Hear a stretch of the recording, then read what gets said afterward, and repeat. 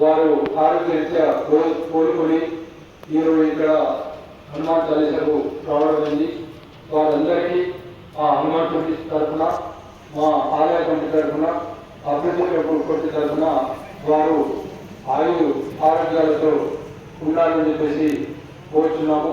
అలాగే మనం ప్రతి వారం ఒక ప్రసాదాన్ని అందరము తీసుకురావాలని చెప్పేసి డిసైడ్ చేస్తాము.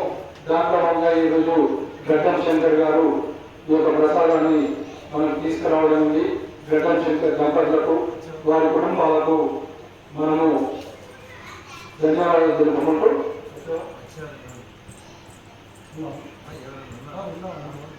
పూర్వకర్ణి గారు వచ్చేవారం తీసుకొని రావడం కాబట్టి వారికి కూడా ధన్యవాదాలు తెలుపుకుంటూ ప్రతి వారం ఒకరు స్పాన్సర్ చేద్దాం.